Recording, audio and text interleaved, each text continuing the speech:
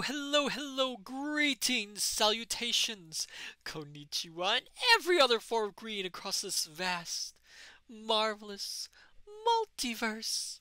I am Matsu Quinox. This is Horace, and welcome back, my dear, wonderful scholars, to the study. Hello there, Julian20, welcome, and congratulations for getting first. Hello there, Firefly, welcome, and hello there, Dr. Zadium, welcome as well. Good to have you all here. I hope you're all doing well this fine evening, afternoon, morning, wherever it is.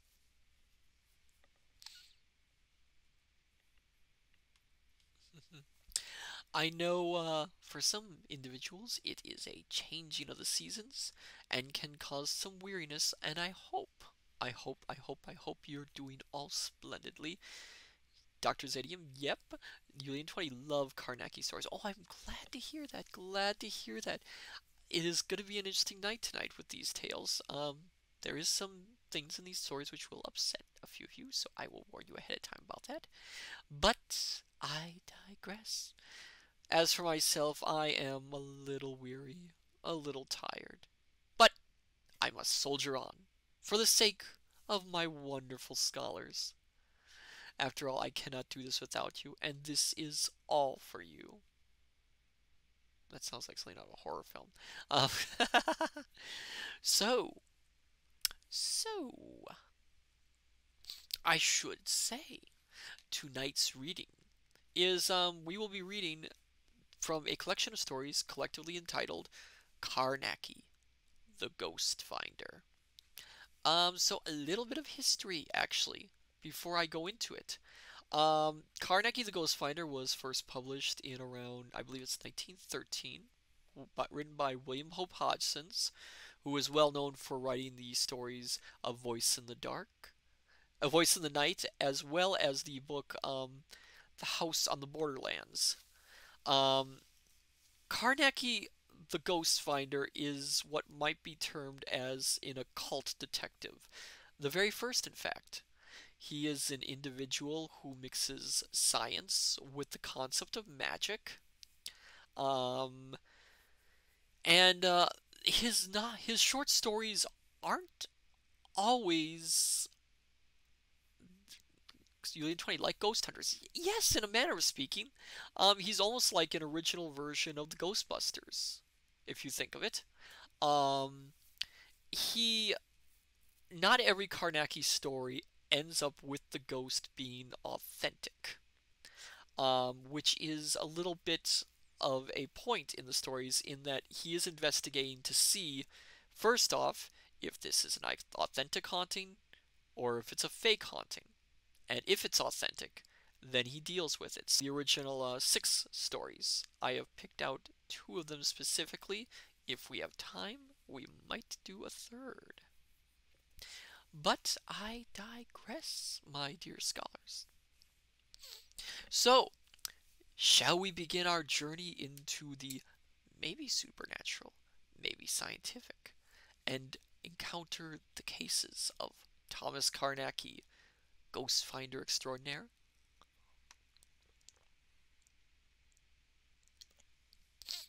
Julian20 says yes, please. Oh, okay. Hold on 1 second.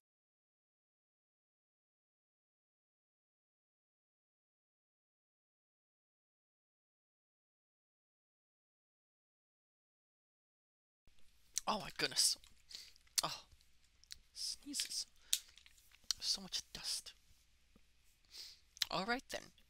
Well then, let us begin. And I will warn you, the story I'm going to start with does have one upsetting incident in it. So, dear scholars, please prepare yourselves.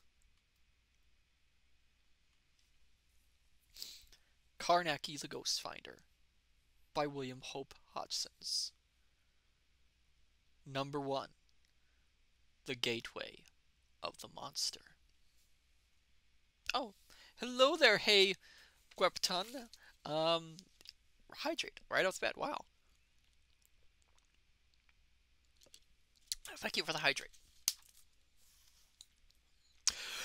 Using. In response to Carnacki's usual card of invitation to have dinner and listen to a story, I arrived promptly at 427 Cheyenne Walk to find the three others who were always invited to these happy little times there before me. 5 minutes later, Carnacki, Arkwright, Jessup, Taylor, and I were all engaged in the pleasant occupation of dining. "You have not been long away this time," I remarked, as I finished my soup, forgetting momentarily Carnacki's dislike of being asked even to skirt the borders of his story until such time as he was ready. Then he would not stint words. "That is all," he replied with brevity, and I changed the subject, remarking that I had been buying a new gun, to which piece of news he gave an intelligent nod, and a smile which I think showed a generally good-humored appreciation of my intentional changing of the conversation. Later, when dinner was finished, Carnacki snugged himself comfortably down in his big chair, along with his pipe, and began his story, with little circumlocution. "As Dodgson was remarking just now, I've only been away a short time, and for a very good reason too. I've only been away a short distance. The exact locality I'm afraid I must not tell you, but it is less than 20 miles from here, though except for changing a name, that won't spoil the story. And it is a story too, one of the most extraordinary things ever I have run against. I received a letter a fortnight ago from a man I must call Anderson, asking for an appointment. I arranged a time, and when he came, I found that he wished me to investigate and see whether I could not clear up a long understanding and too well, authenticated case of what he termed haunting. He gave me very few particulars, and finally, as the case seemed to present something unique, I decided to take it up. 2 days later, I drove to the house late in the afternoon. I found it a very old place, standing quite alone in its own grounds. Anderson had left a letter with the butler, I found, pleading excuses for his absence, and leaving the whole house at my disposal for my investigations. The butler evidently knew the object of my visit, and I questioned him pretty thoroughly during dinner, which I had in a rather lonely state. He is an old and privileged servant, and had the history of the Grey Room exact in detail. From him I learned more particulars regarding two things that Anderson had mentioned in but a casual manner. The first was that the door of the Grey Room would be heard in the dead of night to open and slam heavily, and this even though the butler knew it was locked, and the key on the bunch in his pantry. Well, that seems like a pretty straightforward haunting event, I would think. Slamming doors. The second was that the bedclothes would always be found torn off the bed and hurled in a heap into a corner. Okay, that's a little more unusual. I mean, that's a bit weirdly specific. But it was the door slamming that chiefly bothered the old butler. Really? Not the clothes thrown about all over the place? I mean, that seems a little bit more stranger than a door slamming. Many and many a time, he told me, had he lain awake and just got shivering with fright, listening, for sometimes the door would be slammed time after time. Thud! Thud! Thud! So that sleep was impossible. From Anderson, I knew already that the room had a history extending back over 150 years. 3 people had been strangled in it. An ancestor of his and his wife and child. A kid got killed in this room? Oh, oh wow. That's dark. That is dark. This is authentic, as I had taken very great pains to discover, so that you can imagine it was with a feeling I had a striking case to investigate that I went upstairs after dinner to have a look at the Grey Room. Peter, the old butler, was in rather a state about my going, and assured me with much solemnity that in all the 20 years of his service No one had ever entered that room after nightfall. Excuse me. He begged me in quite a fatherly way to wait till the morning, when there would be no danger, and then he could accompany me himself. Of course, I smiled a little at him and told him not to bother. I explained that I should do no more than look round a bit, and perhaps affix a few seals. Ooh. He need not fear. I was used to that sort of thing, but he shook his head when I said that. There ain't. I gotta get a voice for this for Peter. There isn't my. Yeah. What voice should I do? What voice should I do? I haven't done voices in a while. Hold on. Let me think of a voice.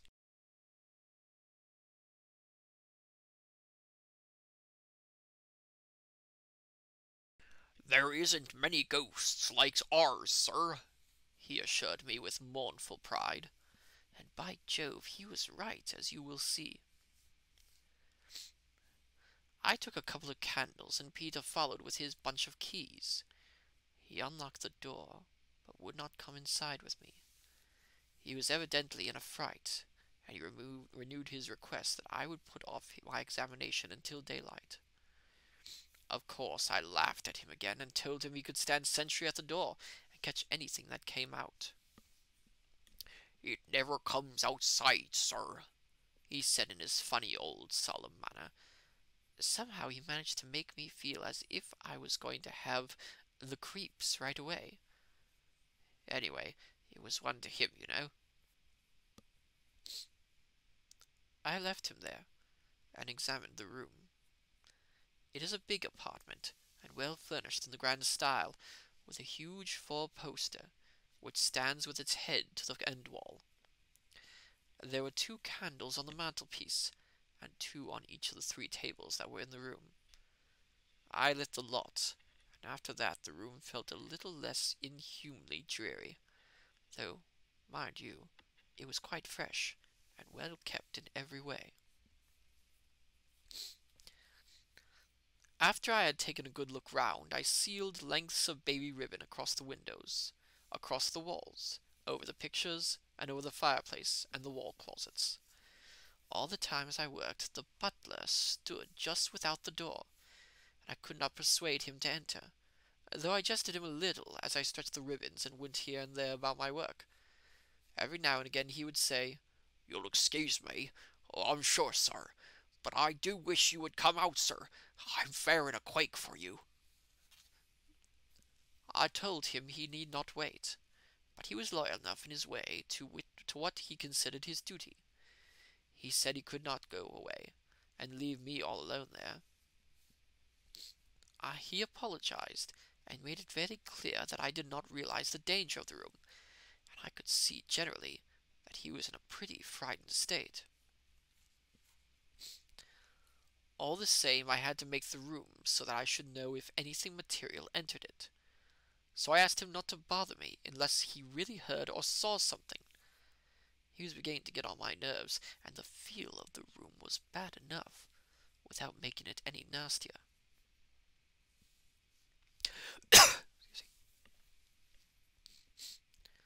For a time further I worked, stretching ribbons across the floor and sealing them, so that the merest touch would have broken them, were anyone to venture into the room in the dark with the intention of playing the fool. Now this is actually kind of smart if you think about it. As he's saying, he's putting ribbons across the entirety of the room, so that if anyone physical... Oh, hello there, Wardud. Welcome. Thank you for the raid. We are reading Carnacki, the Ghost Finder. We are in the middle of the first story. What was this called again? Oh my goodness, I cannot remember the name of this story. Oh my goodness. But we are in the middle of the first story, and I was just discussing Carnacki's use of technique here to figure out if the ghost is real or not. It's good to have you here, Wardud. So as I was saying, Carnacki's actually doing something pretty smart here, which is to put ribbons all around the rooms, so that if anything physical comes into the room and disturbs it, then he knows that it's not a haunting, but rather a physical manifestation of like someone causing trouble. Or not happy to be here. Well, happy to have you here as well. So we'll see if what happens with this. All this had taken me far longer than I had anticipated, and suddenly I heard a clock strike 11.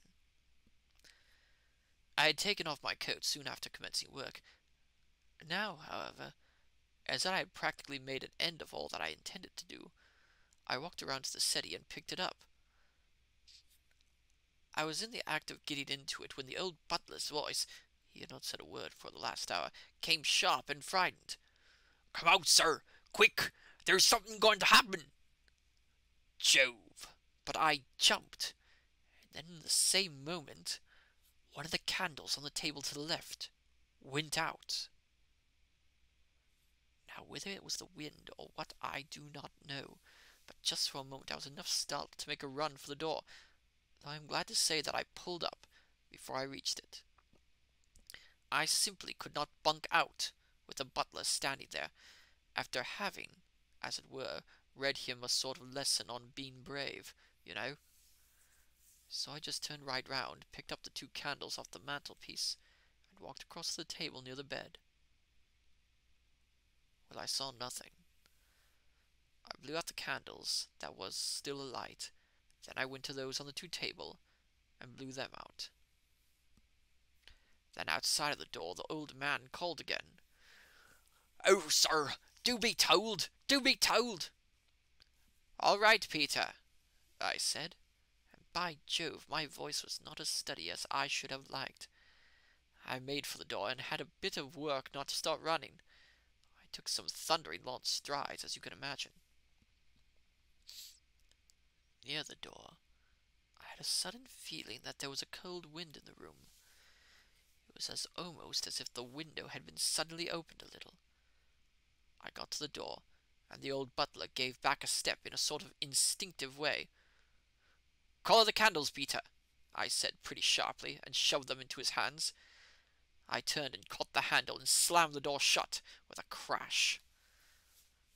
Somehow, do you know, as I did so, I thought I felt something pull back on it. But it must have been only fancy.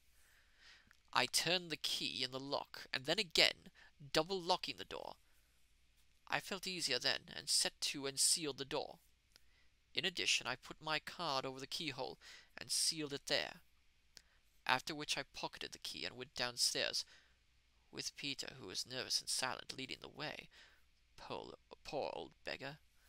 It had not struck me until that moment that he had been enduring a considerable strain during the last 2 or 3 hours. Taking another little drink.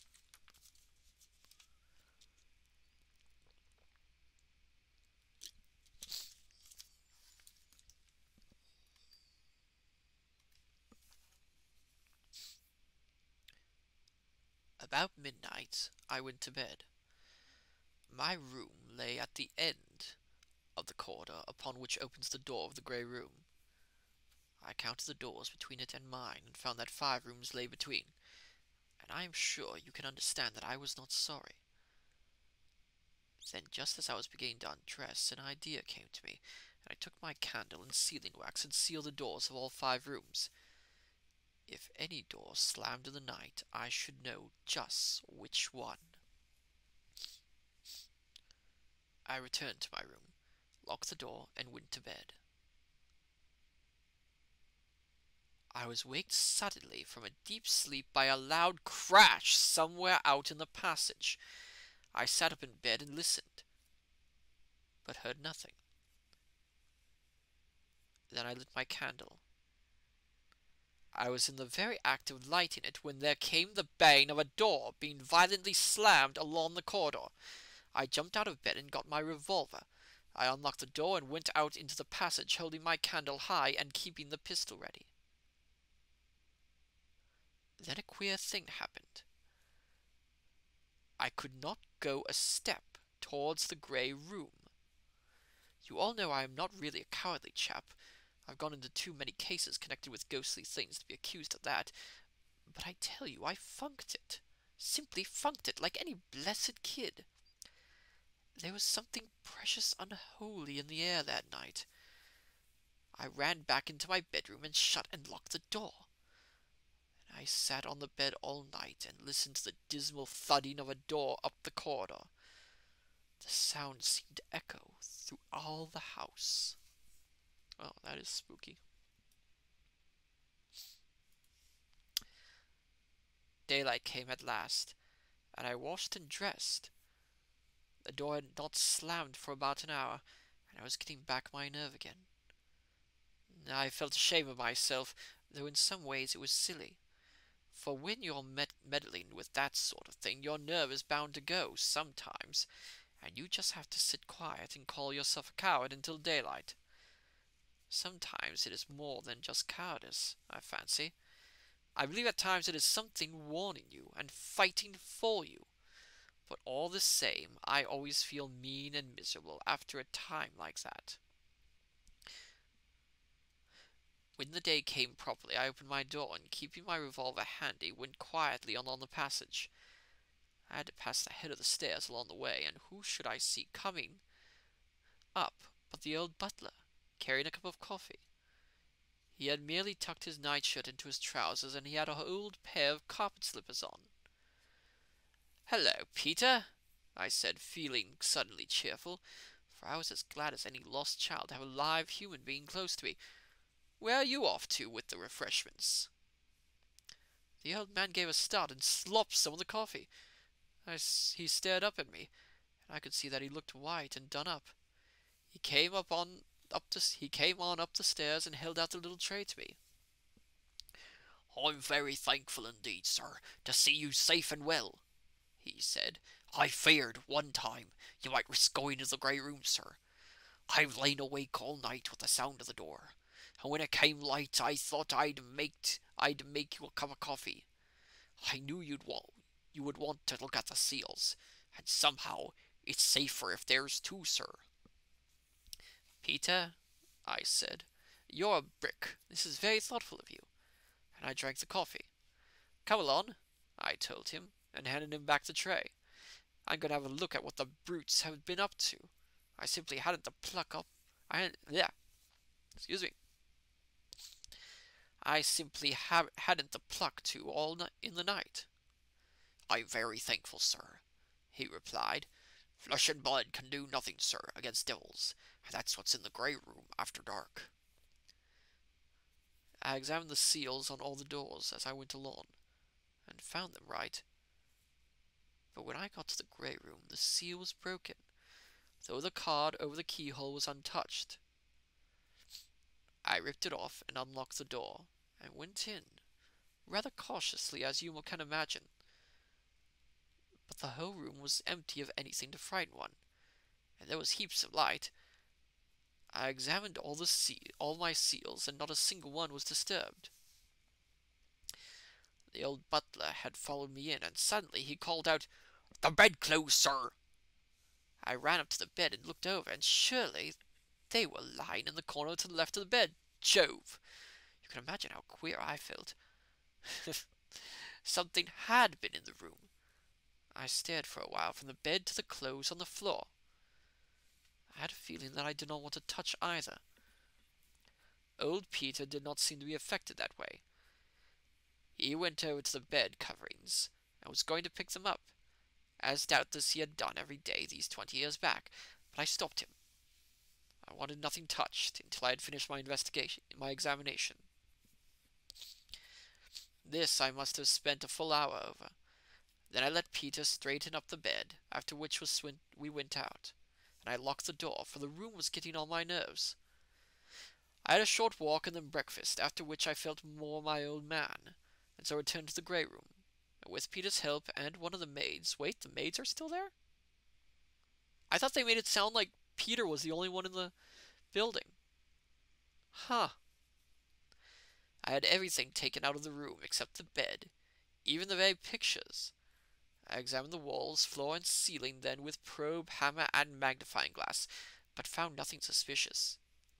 And I can assure you, I began to realize in very truth that some incredible thing had been loose in the room during the past night. I sealed up everything again and went out, locking and sealing the door as before.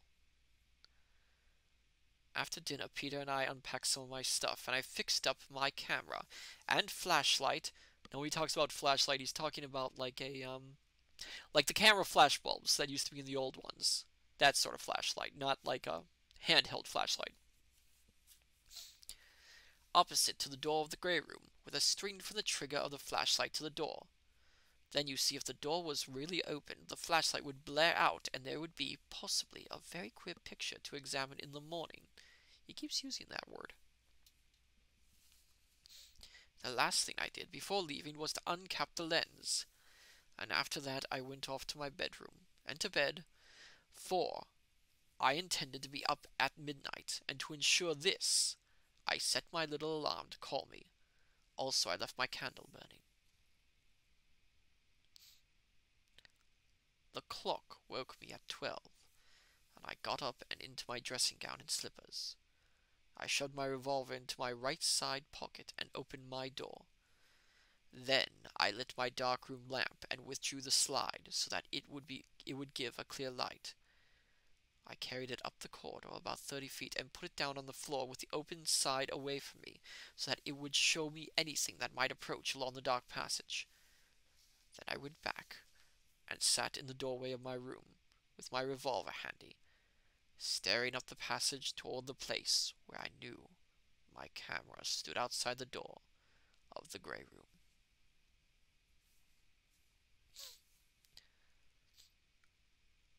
I should think I had watched for about an hour and a half when suddenly I heard a faint noise away up the corridor.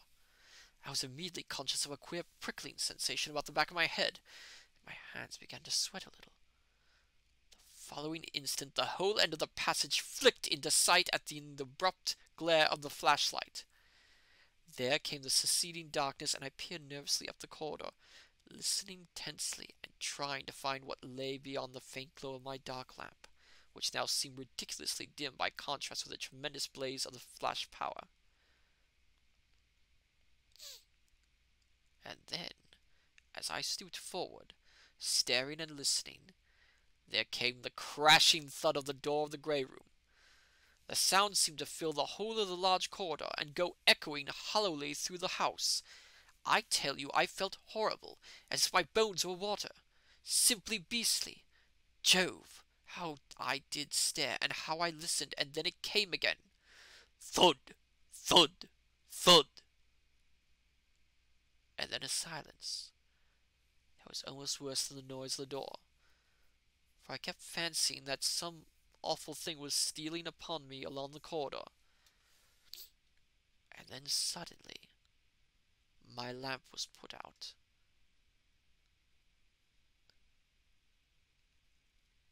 And I could not see a yard before me.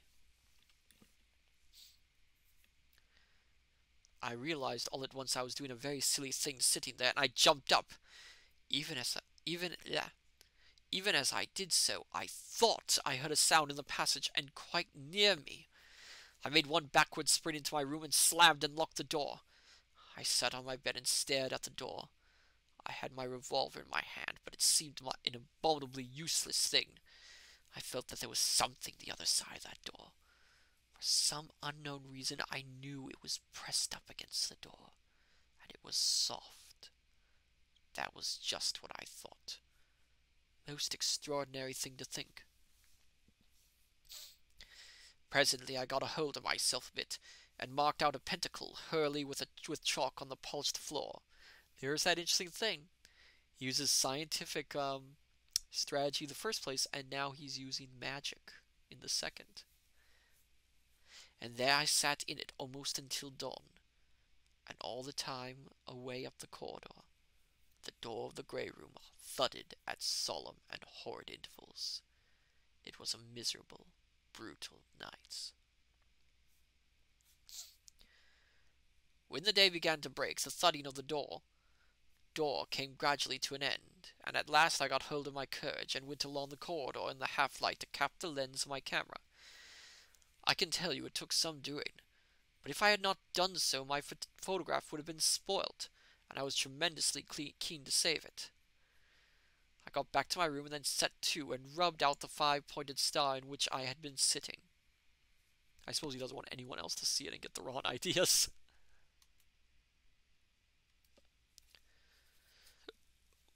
Half an hour later, there was a tap at my door. It was Peter with my coffee. When I had drunk it, we both went along to the grey room. As we went, I had a look at the seals on the other doors, but they were untouched.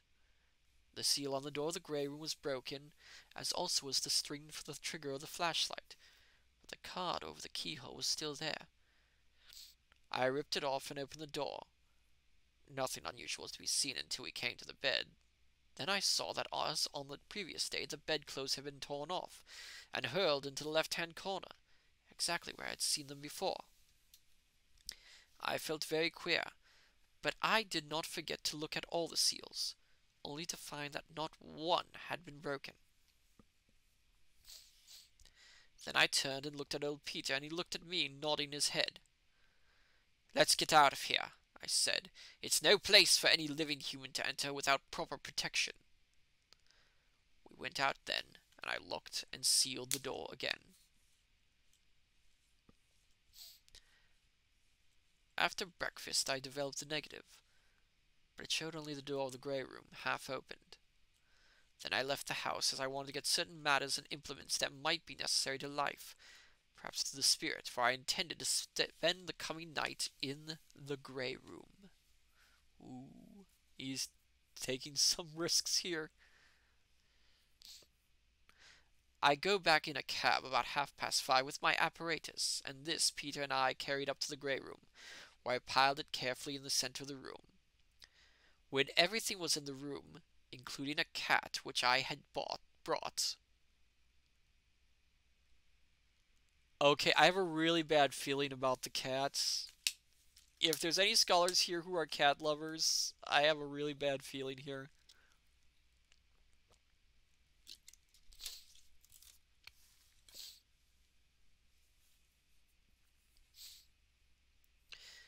I locked and sealed the door and went toward the bedroom.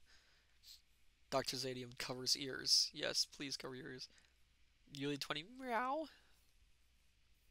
I locked and sealed the door and went toward the bedroom, telling Peter I should not be down for dinner. He said, "Yes, sir," and went downstairs, thinking I was going to turn in, which was what I wanted him to believe, as I knew he would have worried both me and himself if he had known what I intended. But I merely got my camera and flashlight from my room, and hurried back to the grey room. I locked and sealed myself in, and set to work, for I had a lot to do before it got dark. First, I cleared away all the ribbons across the floor. Then I carried the cat, still fastened in its basket, over toward the far wall, and left it. Oh no, poor kitty.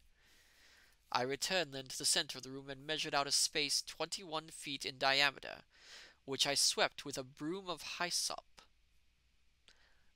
This is where Hodgson gets really interesting, because he does all these references to mystical objects and he gives us no concept of what they actually are, so we're left to our imagination what they'll look like. About this, I drew a circle of chalk, taking care never to step over the circle. Beyond this, I smudged with a bunch of garlic a broad belt right around the chalked circle. Union 20, hyssop is an herb. Really? Interesting! I didn't know that. And when this was complete, I took from among my stores in the center a small jar of a certain water. I broke away the parchment and withdrew the stopper. Then, dipping my left forefinger in the little jar, I went round the circle again, making upon the floor, just within the line of chalk, the second sign of the Sama ritual, and joining each sign most carefully with the left-handed crescent. So, again, in a lot of these Carnacki stories, he references the Sama ritual as a very important part of his investigations. Never explains what the Sama ritual is, but it is something which is something that Carnacki uses a lot. Also, I'm guessing certain water, without reference, I'm guessing they mean holy water or something like that in that nature. I can tell you I felt easier when this was done, and the water circle complete. Then I unpacked some more of the stuff that I had brought, and placed a lighted candle in the valley of each crescent. After that I drew a pentacle, so that each of the 5 points of the defensive star touched the chalk circle. In the 5 points of the star I placed 5 portions of the bread, each wrapped in linen, and in the 5 veils 5 open jars of the water I had just used to make the water circle. And now I had my first protective barrier complete. Now anyone, except you, who knows something of my methods of investigation, might consider all this a piece of useless and foolish superstition.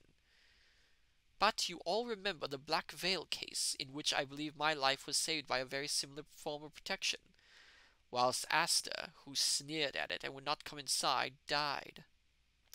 So, okay, so, like the Sherlock Holmes stories, I'm sure some of you have read Sherlock Holmes, in some of these Carnacki stories, he makes references to cases which were never actually written, the Black Veil case being one of them. Although a later author did write a short story of the Black Veil case, which explains just what exactly happened to Astor. And it was not a pretty sight, I can tell you that. I got the idea from Sigsand MS, written, so far as I can make out, in the 14th century. At first, naturally, I imagined it was just an expression of the superstition of his time, and it was not until a year later that it occurred to me to test his defense, which I did, as I just said, in that horrible Black Veil business. You know how that turned out.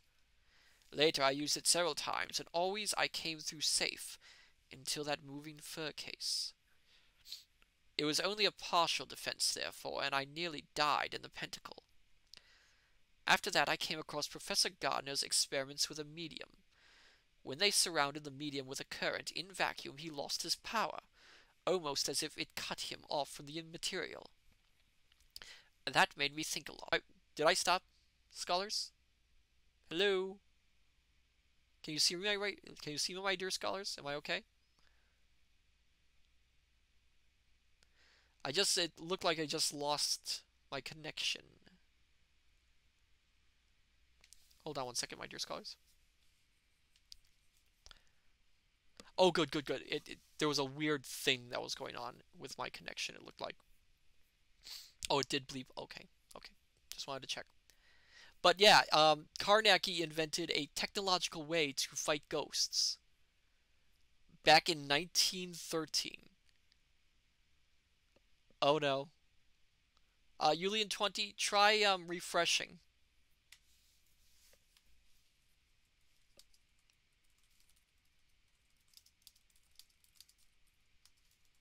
Hold on one second.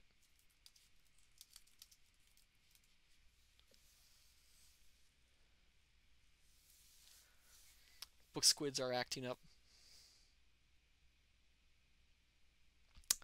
Okay, where am I? Okay. I use the shape of the defensive star for this protection, because I have, personally, no doubt at all but that there is some extraordinary virtue in the old magic figure. Curious thing for a 20th century man to admit, is it not?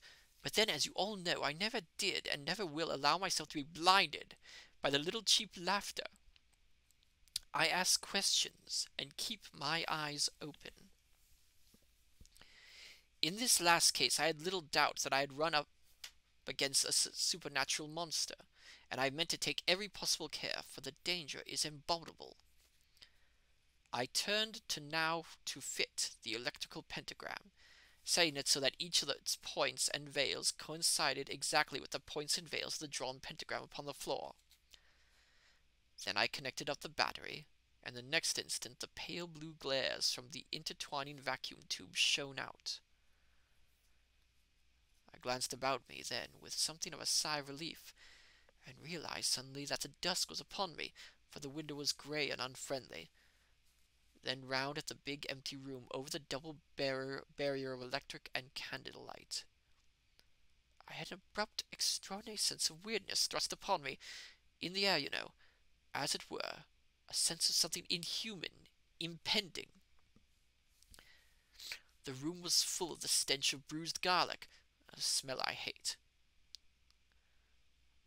I turned now to the camera, and I saw that it and the flashlight were in order. Then I tested my revolver, carefully though. I had little thought that it would be needed. Yet, to what extent materialization of an abnatural creature is possible, given favorable conditions, no one can say. And I had no idea what horrible thing I was going to see or feel the presence of. I might, in the end, have to fight with a materialized monster. I didn't... Where am I? Response. I did not know, and could only be prepared. You see, I could never forgot that 3 other people had been strangled in the bed close to me, and the fierce slamming of the door I had heard myself. I had no doubt I was investigating a dangerous and ugly case. By this time the night had come. Though the room was very light with the burning candles, I found myself glancing behind me constantly, and then all round the room. It was nervy work waiting for that thing to come. Then, suddenly, I was aware of a little cold wind sweeping over me, coming from behind. I gave one great nerve thrill, and a prickly feeling went all over the back of my head. Then I hove myself round with a sort of stiff jerk and stared straight against that queer wind. It seemed to come from the corner of the room to the left of the bed, the place where both times I had found the heap of tossed bedclothes. Yet I could see nothing unusual. No opening. Nothing. Abruptly, I was aware that the candles were all aflicker in that unnatural wind. I believe I just squatted there and stared in a horrible, frightened, wooden way for some minutes. I shall never be able to let you know how disgustingly horrible it was sitting in that vile, cold wind. And then, flick, flick, flick. All the candles round the outer barrier went out. And there was I, locked and sealed in that room, and with no light beyond the weakish blue glare of the electrical pentacle.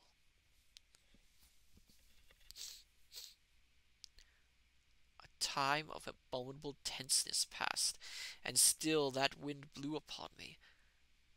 And then suddenly I knew that something stirred in the corner to the left of the bed. I was made conscious of it rather by some inward unused sense than by either sight or sound, for the pale short radius glare of the pentacle gave but a very poor light for seeing by. Yet as I stared, something began slowly to grow upon my sight. A moving shadow, a little darker than the surrounding shadows. I lost the thing amid the vagueness, and for a moment or two I glanced swiftly from side to side with a fresh new sense of impending danger. Then my attention was directed to the bed. All the coverings were being drawn steadily off, with a hateful, stealthy sort of motion. I heard the slow, dragging slither of the clothes, but I could see nothing of the thing that pulled. I was aware in a funny, subconscious, introspective fashion that the creep had come upon me, yet that I was cooler mentally than I had been for some minutes, sufficiently so to feel my hands were sweating coldly, to shift my revolver half-consciously whilst I rubbed my right hand dry upon my knee. Though never for an instant taking my gaze or my attention from those moving clothes. The faint noises from the bed ceased once, and there was a most intense silence, with only the sound of the blood beating in my head. Yet immediately afterwards I heard again the slurring of the bedclothes, being being dragged off the bed. In the midst of my nervous tension, I remembered the camera and reached round for it, without looking away from the bed. And then, all in a moment, the whole of the bed covers were torn off with extraordinary violence, and I heard the flump they made as they were hurled into the corner. There was a time of absolute quietness then for perhaps a couple minutes. You can imagine how horrible I felt. The bedclothes had been thrown with such savageness, and then again the brutal unnaturalness of the thing that had just been done before me. Abruptly, over by the door, I heard a faint noise, a sort of crickling sound, and then a pitter or two upon the floor. A great nervous thrill swept over me and seeming to run up my spine and over the back of my head, for the seal that secured the door had just been broken. Something was there. I could not see the door at least. I mean to say that it was impossible to say how much I actually saw, and how much my imagination supplied. I made it out only as a continuation of the grey walls, and then it seemed to me that something dark and indistinct moved and wavered there among the shadows.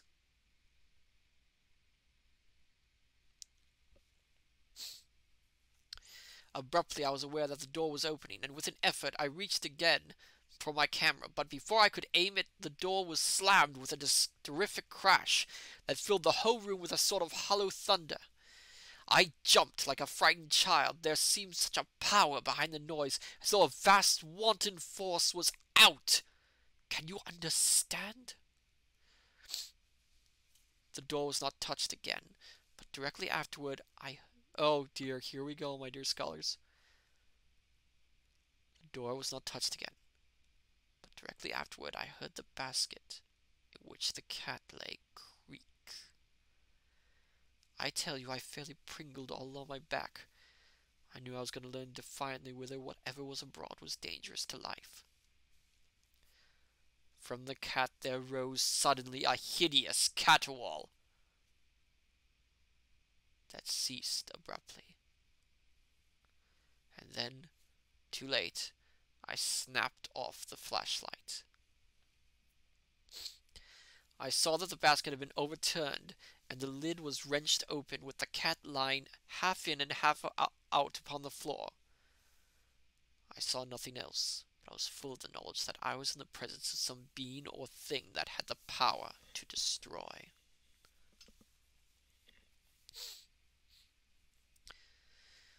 Yeah, really, not a fan of that happening.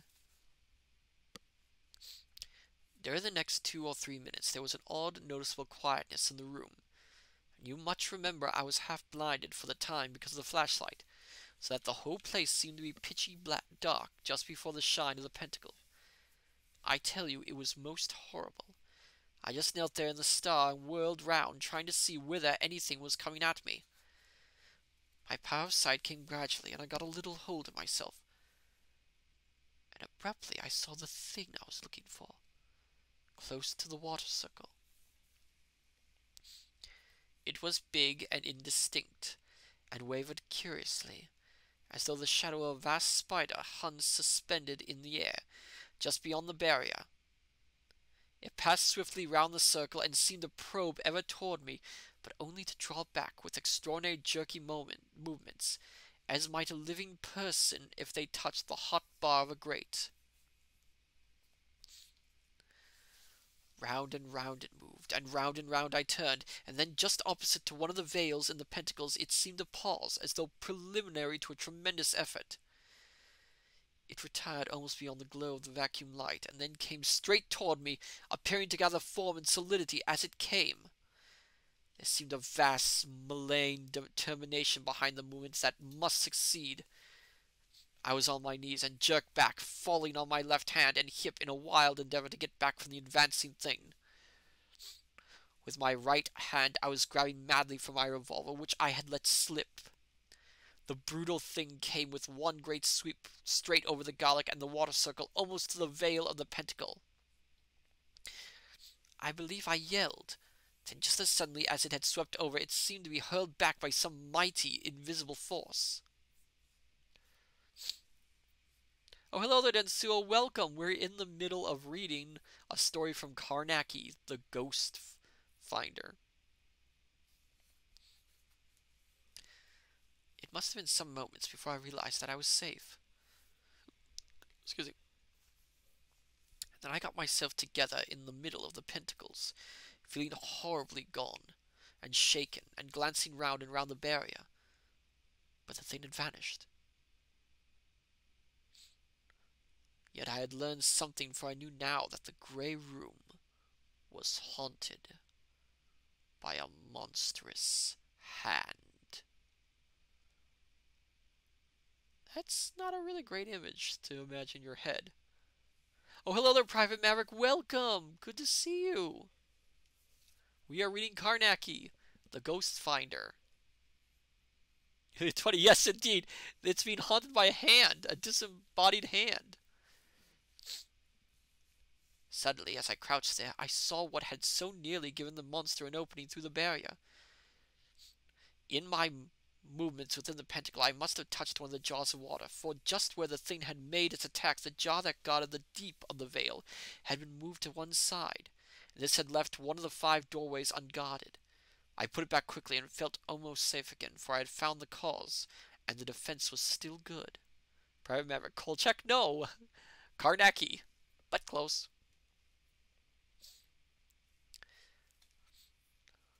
And I began to hope again that I should see the morning come in.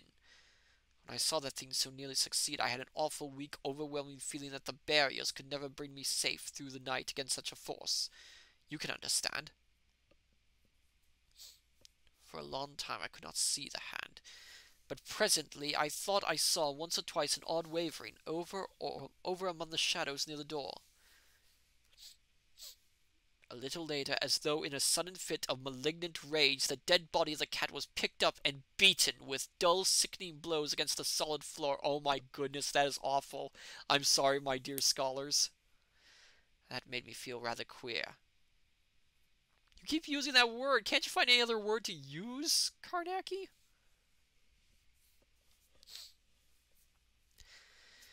A minute afterward, the door was open and slammed twice with tremendous force. The next instant, the thing made one swift, vicious dart at me from out of the shadows.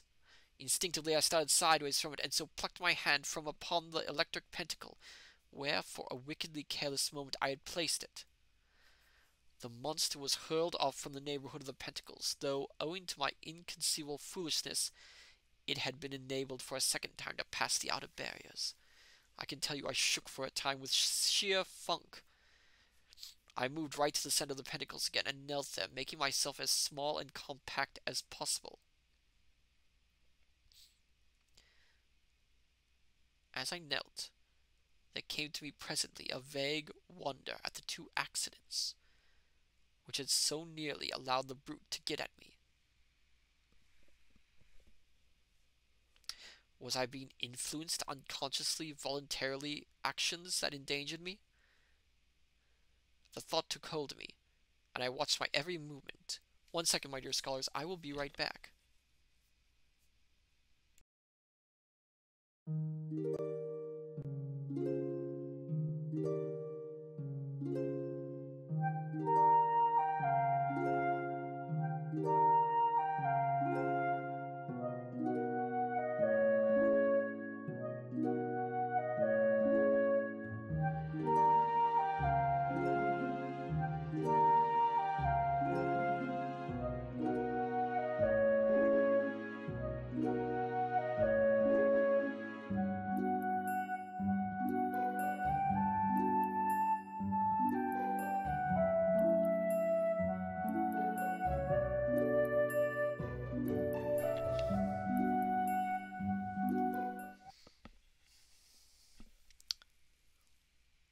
Where was I?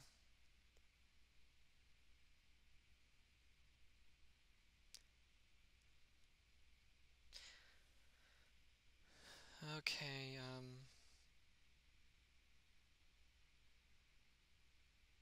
of my suspicious watchfulness. I had it up. Oh, was I being influenced to unconsciously voluntary actions that endangered me? The thought took hold of me, and I watched my every movement. Abruptly, I stretched a little leg and knocked over one of the jars of water. Some was spilled, but because of my suspicious watchfulness, I had it upright and back within the veil, while yet some of the water remained. Even as I did so, the vast black, half-materialized hand beat up at me out of the shadows, and seemed to leap almost into my face. So nearly did it approach, but for the third time it was thrown back by some altogether enormous, overmastering force. Yet apart from the dazed fright in which it left me, I had for a moment that feeling of spiritual sickness, as if some delicate, beautiful inward grace had suffered, which is felt only upon the too near approach of the abhuman, and is more dreadful in a strange way than any physical pain that can be suffered. I knew by this more of the extent and closeness of the danger, and for a long time I had simply cowed by the butt-headed brutality of that force upon my spirit. I could put it no other way. I knelt again in the center of the pentacles, watching myself with more fear, almost, than the monster, for I knew now that unless I guarded myself from every sudden impulse that came to me, I might simply work my own destruction. Do you see how horrible it all was? I spent the rest of the night in a haze of sick fright, and so tense that I could not make a single movement naturally. I was in such fear that any desire for action that came to me might be prompted by the influence that I knew was at work on me. And outside the barrier that ghastly thing went round and round, grabbing and grabbing in the air at me. Twice more was the body of the dead cat molested. Oh, lovely, lovely terms, lovely terms. The second time I heard every bone in its body scrunch and crack. Oh, no! And all the time the horrible wind was blowing upon me from the corner of the room to the left of the bed. Then, just at the first touch of dawn came into the sky, that unnatural wind ceased in a single movement, and I could see no sign of the hand. The dawn came slowly, and presently the wan light filled all the room, and made the pale glare of the electrical pentacle look more unearthly. Yet it was not until the day was fully come that I had made any attempt to leave the barrier, for I did not know but that there was some method abroad in the sudden stopping of that wind to entice me from the pentacles. Julian 20, this will be another sleepless night. I'm sorry. At last, when the dawn was strong and bright, I took one last look round, and ran for the door. I got it unlocked in a nervous and clumsy fashion, and then locked it hurriedly, and went to my bedroom, where I lay on the bed and tried to steady my nerves. Peter came presently with the coffee, and when I had drunk it, I told him I meant to have a sleep, as I had been up all night. He took the tray and went out quietly, and after I had locked my door, I turned in properly, and at last got to sleep. I woke about midday, and after some lunch went up to the grey room, and switched off the current from the pentacle, which I had left on in my hurry. Also, I removed the body of the cat. You can understand I did not want anyone to see the poor brute.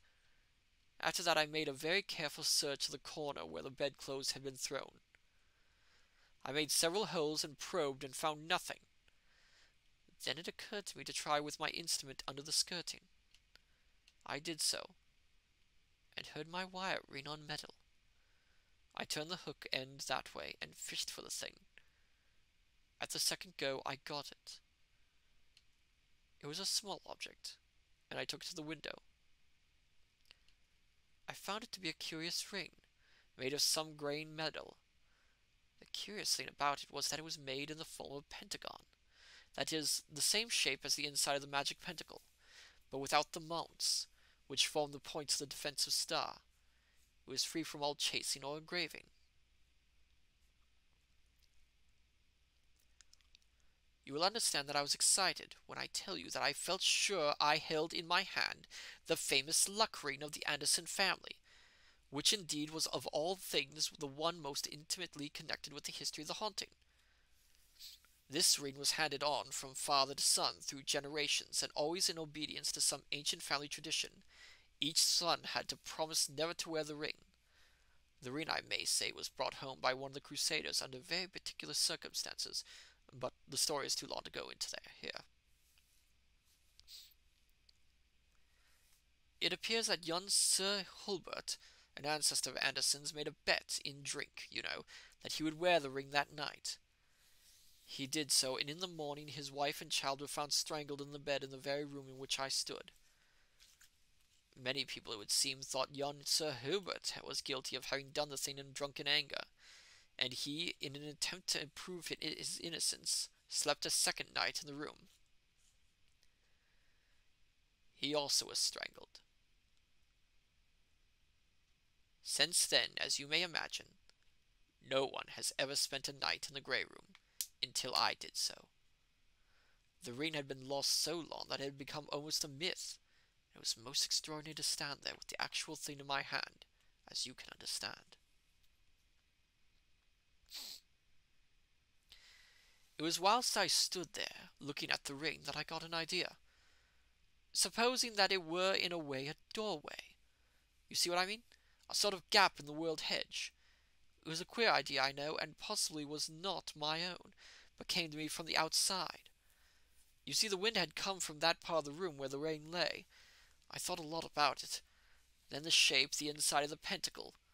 It had no mounts, and without mounts, as the Sigson MS has it. The mounts, which are the 5 hills of safety. I'm trying to read this. It's written in Old English style, so it's difficult.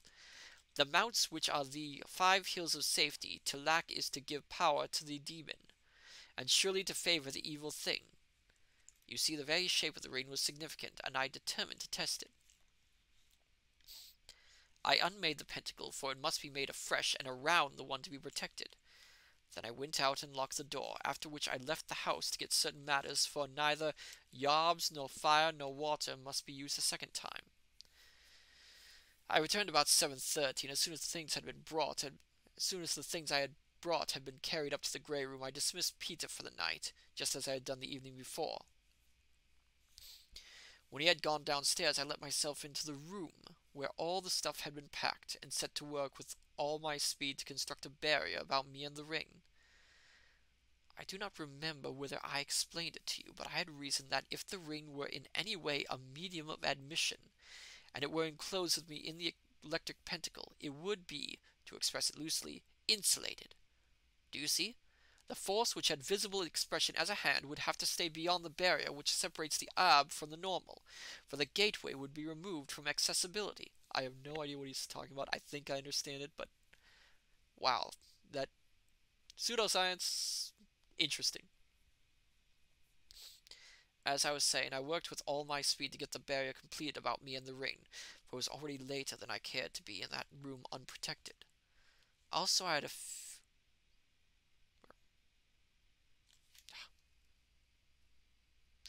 feeling that there would be a vast effort made that night to regain the use of the ring, for I had the strongest conviction that the ring was a necessity to materialization.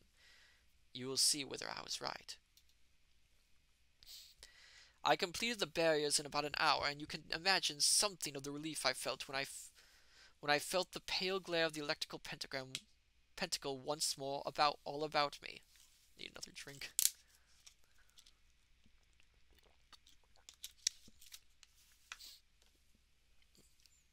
Firefly, I think it's if he puts the ring inside the barrier, the thing can't come through it. Okay, that makes sense then. That makes sense. From then onward, for about the 2 hours, I sat quietly, facing the corner from which the wind came. About 11 o'clock, a queer knowledge came that something was near to me, yet nothing happened for a whole hour after that. Then suddenly I felt the cold, queer wind begin to blow upon me. To my astonishment, it seemed now to come from behind me. I whipped round with a hideous quake of fear. The wind met me in the face. It was blowing up from the floor close to me. I stared down in a sickening maze of new frights. What on earth had I done now? The ring was there, close beside me, where I had put it. Suddenly, as I stared bewildered, I was aware that there was something queer about the ring. Funny shadowy movements and convulsions. I looked at them stupidly, and then abruptly I knew that the wind was blowing up at me from the ring. A queer, indistinct smoke became visible to me, seeming to pour upward through the ring and mix with the moving shadows. Suddenly I realized that I was in more than any mortal danger, for the convolting shadows about the ring was taking shape, and the death hand was forming within the pentacle. My goodness, do you realize it? I had brought the gateway into the pentacles, and the brute was coming through, pouring into the material world as gas might pour out from the mouth of a pipe. I should think that I knelt for a moment in a sort of stunned fright. Then, with a mad, awkward movement, I snatched at the ring, intending to hurl it out of the pentacle, yet it eluded me, as though some invisible living thing jerked it hither and thither. At last I gripped it, yet in the same instant it was torn from my grasp with incredible and brutal force. A great black shadow covered it and rose into the air and came at me. I saw that it was the hand, vast and nearly perfect in form. I gave one crazy yell and jumped over the pentacle in the ring of burning candles and ran desperately for the door. I fumbled idiotically and ineffectively with the key, and all the time I stared with a fear that was like insanity towards the barriers. The hand was plunging towards me, yet even as I had been unable to pass into the pentacle when the ring was without, so now that the ring was within, it had no power to pass out. The monster was chained as surely as any beast would be, with chains riveted upon it. Even then I got a flash of this knowledge, but I was too utterly shaken with fright to reason, and the instant I managed to get the key turned, I sprang into the passage and slammed the door with a crash. I locked it, and got to my room somehow, for I was trembling so that I could hardly stand, as you can imagine. I locked myself in and managed to get the candle lit. Then I lay down on my bed and kept quiet for an hour or two, and so I got steadied. I got a little sleep later, but woke when Peter brought my coffee. When I had drunk it, I felt altogether better, and took the old man along with me whilst I had a look into the grey room. I opened the door and peeped in. The candles were still burning, weighing against the daylight, and behind them was the pale glowing star of the electrical pentacle. And there in the middle was the ring, the gateway of the monster, lying demure and ordinary. Nothing in the room was touched, and I knew that the brute had never managed to cross the pentacles. Then I went out and locked the door. After a sleep of some hours, I left the house, and I returned in the afternoon, in a cab. I had with me an oxyhydrogen jet and 2 cylinders containing the gases. I carried the things into the grey room, and there, in the center of the electrical pentacle, I erected the little furnace. 5 minutes later, the luck ring, once the luck, but now the bane of the Anderson family, was no more than a little solid splash of hot metal. Carnacki felt in his pocket and pulled out something wrapped in tissue paper. He passed it to me. I opened it and found a small circle of grayish metal, something like lead, only harder and rather brighter. "Well?" I asked at length, after examining it and handing it round to the others. "Did that stop the haunting?" Carnacki nodded. "Yes," he said. "I slept 3 nights in the grey room before I left." Old Peter nearly fainted when he knew that I meant to, but by the 3rd night he seemed to realize that the house was just safe and ordinary. And you know, I believe in his heart, he heartily approved. Carnacki stood up and began to shake hands. "Out you go," he said generally, and presently we went and pondering to our various homes. Oh my goodness, that was a long story, my dear scholars, and rather gruesome. I didn't expect it to be that gruesome. Oh dear. Oh my goodness, I didn't expect it to be that long. Give me 1 second. I'm gonna check something here. So let's see.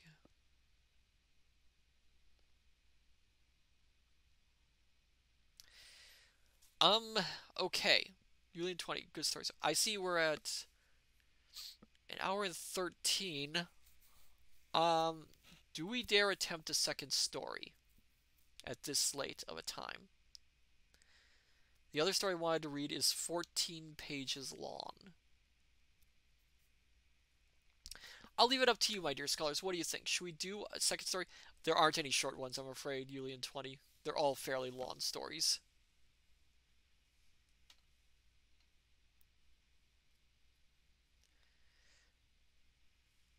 Yulian 20, is there a shorter one? The answer is no. There is not a shorter one. Yulian 20, 14 pages isn't bad. Dr. Zadia, maybe just have a short discussion then.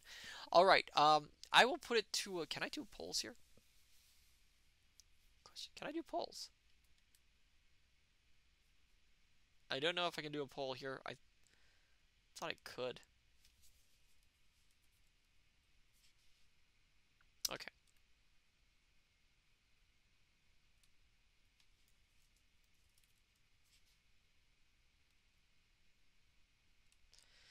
Yulian 20, good idea. Save the story for another time. Tell us more about Carnacki. Oh, okay. Well, all right, we'll have a little discussion then. Little discussion time. Sit back, my dear scholars, relax, have a hot or cold beverage, and we'll talk about Carnacki. So Carnacki, as you can tell in the stories, Carnacki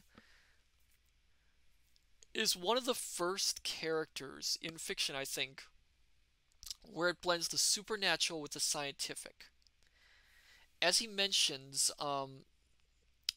he utilizes electrical fields, certain gases, vacuum tubes, as a way to create essentially an artificial magical barrier. But he uses this knowledge based off old manuscripts from the Middle Ages and the like, which is really kind of unique. Firefly, when were these written? They were written between 1910 and 1913. These are very early on. Um, the He also uses other techniques, as you saw, for like trying to detect if there was a physical manifestation. He used ribbons in a room. Private Maverick. So in essence, Carnacki is the father of modern day ghost hunting. Yes, he's a ghost hunter, essentially, or a ghost finder, as he calls. He used cameras, as you saw, trying to catch images of a ghost. Since we're going to discuss Carnacki, we'll talk about some of the other stories that I probably won't get to. For instance, he brings this up in this story, the photographs failed. In a later story, The Horse of the Invisible, which is one of the most famous Carnacki stories that have been written, Carnacki uses the photograph again, and this time it actually succeeds in taking a photograph of the ghost. But as you know, with modern day ghost hunters, they also rely on photographs, which is hit and miss. That is, if you believe in such a thing.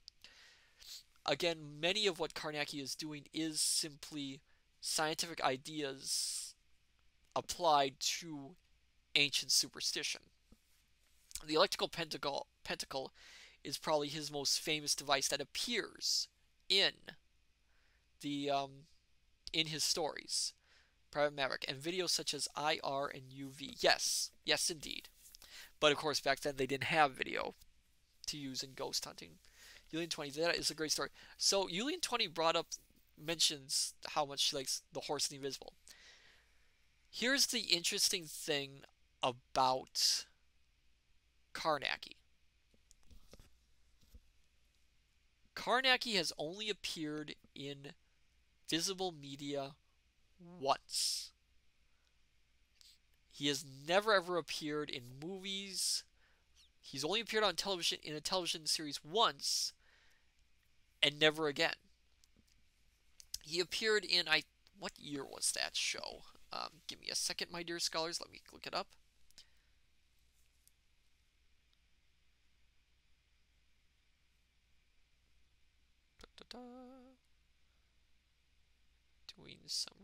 Doing some research.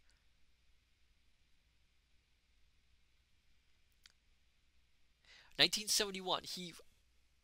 The story The Horse and the Invisible was adapted for ITV's, no, not ITV, what am I thinking? Thames TV series, The Rivals of Sherlock Holmes, where Carnacki was played by the one and only Donald Pleasance. The episode does a fairly good job with capturing the story on the budget that they had. Um, I think the electrical pentacle they simplify a lot, and of course they do that because they can't show the floor, I think. Because as you heard in the story, they describe it, it's not just a bunch of vacuum tubes circling around them. Each vacuum tube is attached to a specific part of the circle. So it essentially is a technological pentacle in the middle of a drawn pentacle, more traditional one. But the television series kind of simplifies that. But that was the only time Carnacki has been adapted for visual media. Carnacki is in the public domain, so he has appeared in a lot, and I mean a lot of other written media. As we might know, many other authors have done pastiches of him and continuations of him. As I mentioned, two of the stories that were mentioned in this story were written by other authors to kind of go back and explain what they did. The Dark Veil, which included that poor young man being killed because he wouldn't listen to Carnacki, and the Moving Fur mystery, which is a rather gruesome one. Carnacki appeared twice in the League of Extraordinary Men, if you've ever heard of that comic series, with the second appearance being a crossover between Thomas Carnacki and Jeeves and Wooster, of all things, fighting against Cthulhu. I have read it. It is very, very amusing. Carnacki appeared in a Doctor Who novel, believe it or not, where he teamed up with the second Doctor to face off against a villain. The name of the story escapes me, but I had been doing some research and I saw that example. Also recently, the Carnacki stories were adapted by the British company Big Finish in full-on readings, which I unfortunately have not heard. But Carnacki's an interesting character because, ironically enough, for a character who is sort of a prototype of this sort of occult, sort of ghost busting and ghost hunting, he's not used that much in other media. He's not noticed very often by the public media, which is a shame because his stories are quite good. Though, as I mentioned earlier, not every one of Carnacki's stories has the answer of the supernatural being real. You and 20 need to get those. Well, if you wish, you can get them. Nothing's stopping you. Several of the stories which I didn't get to, I was going to choose two of them.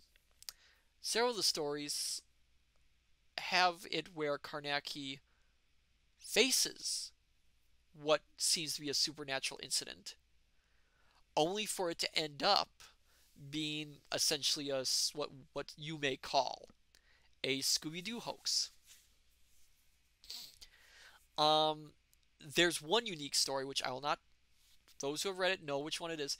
There's one unique story where it starts off as being thought as a supernatural incident, ends up being a Scooby-Doo hoax, only for it to turn around and have the supernatural incident happen at the end anyway, and end up being real. Which is one of the more unique tales and one of the more interesting twists. One of his other stories, which I think, what was it called? It's not in the book copy I've got, but it's a weird one compared to many others because of the fact that it's the only Carnacki story with absolutely no supernatural evidence incidents in it. It's just a book forgery, which I don't know what was Hodges doing with it. He might have been thinking, well, he got a little tired of trying to come up with supernatural incidents for Carnacki to explore, and was wondering if he could branch off into more mundane detective work. But it doesn't feel like Carnacki. Private Maverick. Let's see who the real villain is. Yes, indeed, indeed.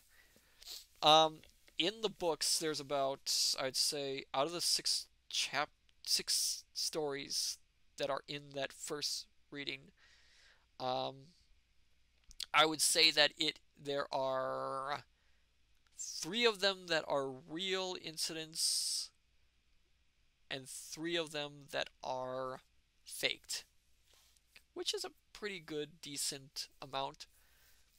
Um, yeah. So that's pretty much about Carnacki. Does anyone have any other questions about the story? I mean, anyone have any feedback of what they thought about this tale of the terrifying? I'd love to hear what you thought of it.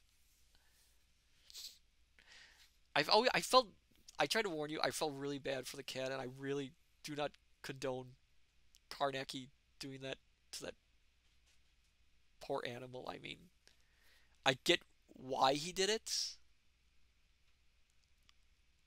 but it felt a little excessive. And the worst part of it, this is not the last time Carnacki uses an animal to test to see if a supernatural thing is dangerous. You and Tony, you enjoyed it. Good. I'm glad to hear it. It was interesting. It was a lot of interesting fun. 20. It reminds me a lot of the ghost shows I watch. Yeah, like I said, it essentially is proto ghost hunting at its core. See how I couldn't get to the other story, but again, these stories I hadn't checked, but these stories are very long. No wonder there's only 6 of them in this collection. Though, like I said before, the 1948 edition adds 3 more. And it's a shame those ones aren't in the public domain, because one of them, the hog, is absolutely terrifying from what I understand. So, oh my goodness. I'm feeling a little bit weary myself. So I think we'll stop here for now.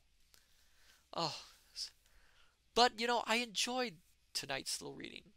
So I will discuss next week. So next week we are only going to have 2 streams. Sunday we will be doing the ghost stories of Ambrose Bierce. I've chosen again 3 of them. We'll see if we'll get through all 3. And Tuesday we'll be continuing with Amnesia, which I have been having a lot of fun. I'm really enjoying that game, and I'm really hoping to play more of it. This Friday, though, tomorrow, I may or may not be a part of something, little collab, little fun thing. So keep your eyes peeled. But for now, let us see if there is anyone we can raid for tonight.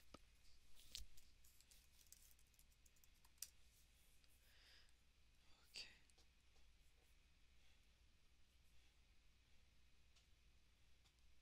Oh, Sophia Gnassi is reading Rinky Tink and Oz. Let's go raid her. So I say unto you, my dear scholars, good evening, good morning, good afternoon. Till we meet each other again in the study, take care, and I shall see you next time. Farewell, and bye-bye.